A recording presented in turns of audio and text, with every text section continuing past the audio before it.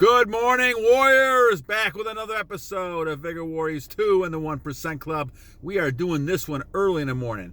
I have so much energy, we're just going to do it and then try to get some sleep and then get up early tomorrow morning and out the door. But I figured I'd do one since I'm sitting here and I have a lot of energy and I wanted to kind of transmute it and use it for something. So here's the video. So thank you guys for all the comments, all the subscriptions, the likes. We're almost getting close to over 1,800 now, and it's just greatly appreciated. We've doubled over the last few months. It's just unbelievable to me. I'm glad it's getting out. I'm glad you're getting something out of it.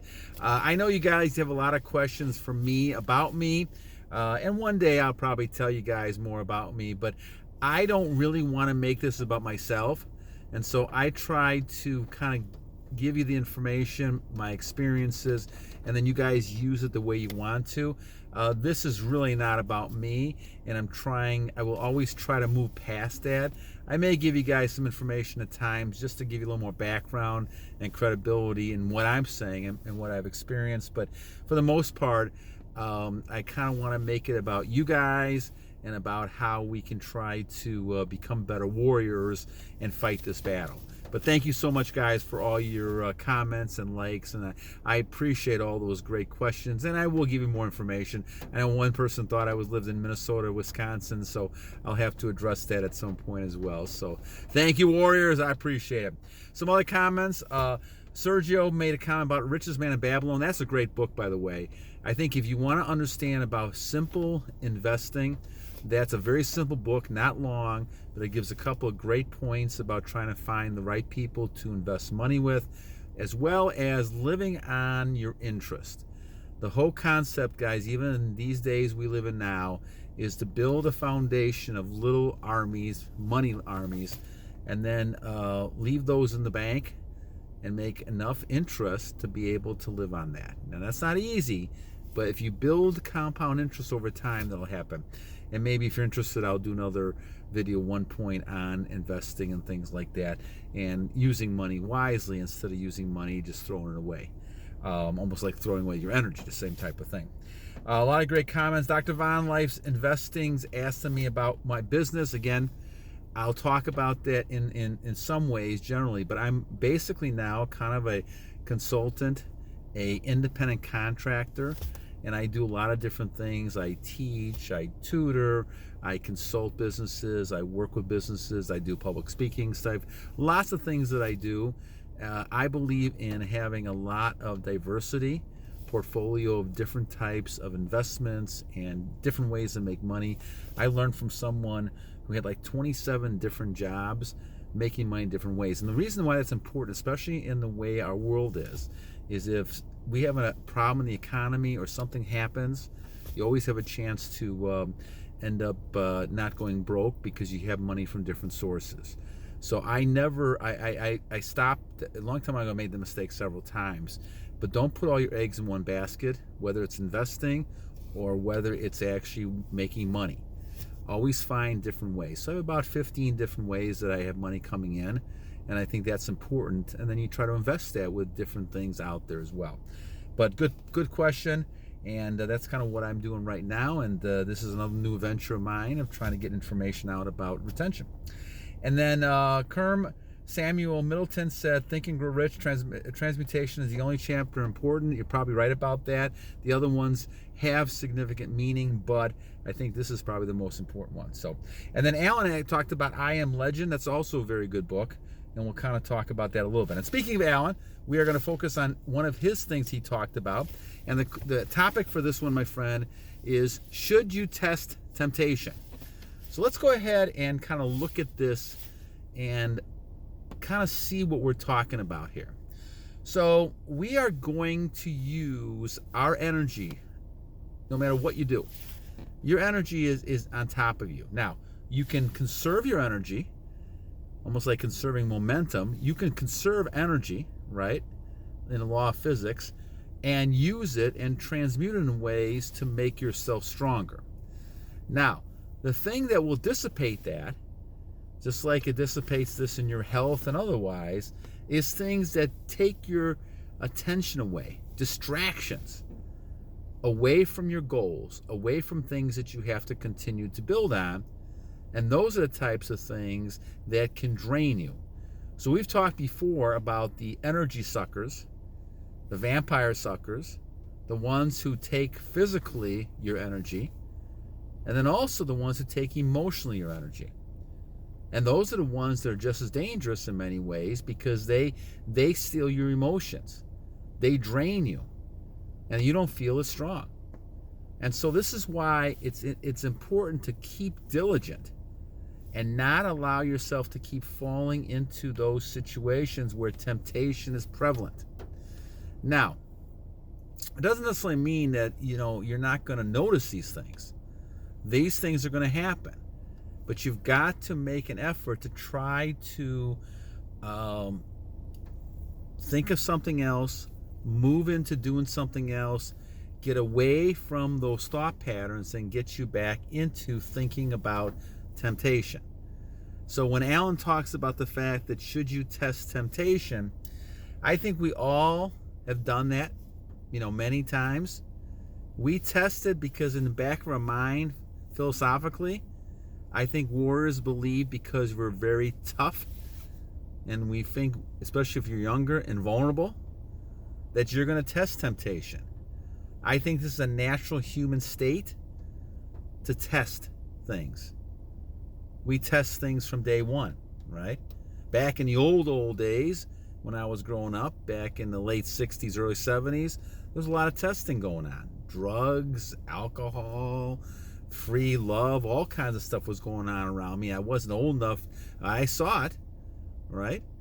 And so a lot of people tested things. Now, sometimes they didn't make it, and sometimes they made it, but sometimes they were scarred for life. But we test things. This is why people have high adrenaline. They jump off of cliffs, bungee jump off of places. They go flying all over the place, skateboarding, all this kind of stuff. I saw a person skateboarding off a ladder the other day. It's crazy. But why do we do that, right? We do that for the thrill that people feel, the adrenaline people feel when they're on temptation. This, I think, is why Satan is so powerful. There's a part of human beings who get bored and they don't like the mundane paradise. We always striving for paradise, but do people really want paradise? Maybe for a few days. They go to a nice place, vacation for a few days, that's nice. But in the long run, they eventually get tired and bored. There needs to be excitement, almost like there needs to be light when there's dark. You got to have fun, and then people sometimes feel you also have bad things. Now, I believe you can be consistent, on your thing.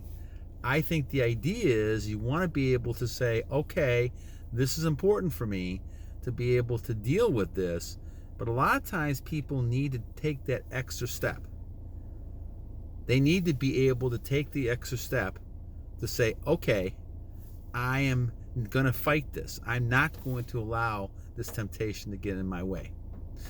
But once again, what you're fighting is a down deep type of thing, saying that we somehow miss excitement.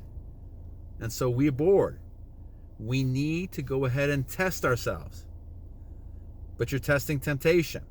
Now, you can certainly put yourself on testing things that are not as tempting and sinful, but the idea is that it doesn't provide as much excitement for people. And that's why we do what we're doing. This is why the semen retention is so difficult. That excitement, that buildup, is what people keep doing. This is why people do what they're doing. If you think about it, if you're not going to have a child, what are you doing all that for? Why are people having sex all the time? Why are they having intercourse? Because of the excitement of that potential release. Now, that's temptation, right? Sometimes they do it fully, sometimes they don't. But the idea, guys, is that we are in that tempting mode. We have to know that, and we got to protect ourselves. Because the whole thing is that this is how we get ourselves into the types of situations we get in. My man Herps 888 talks about releasing. Keep trying, my friend, keep trying. You know, you're on the right path. You're doing the right kind of things. Just keep trying.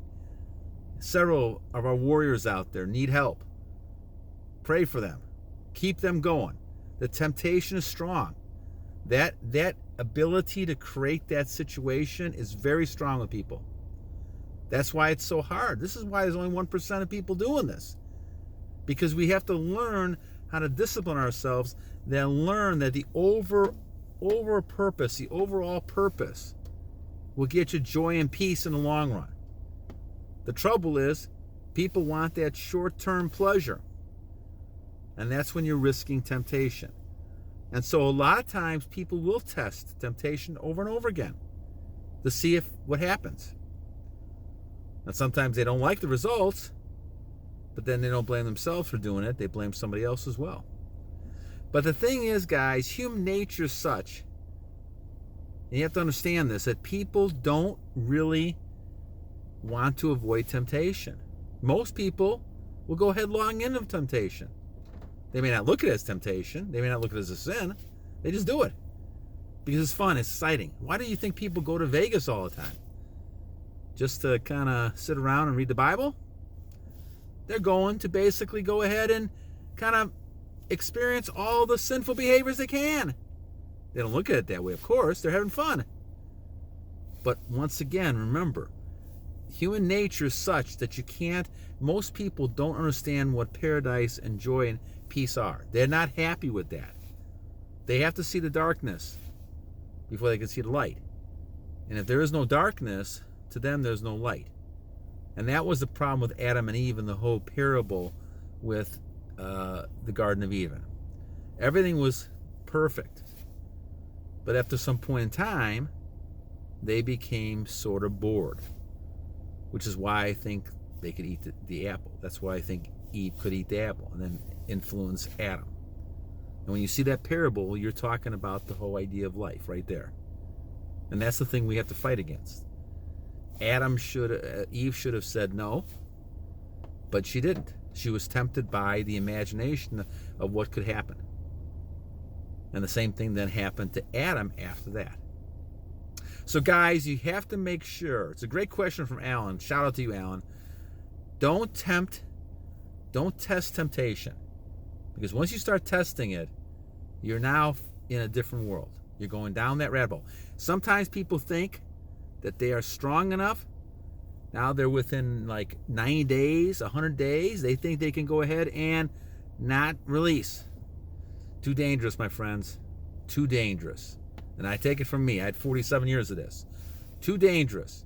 Go ahead. Keep on your plan, your purpose. Don't think about it as much as possible.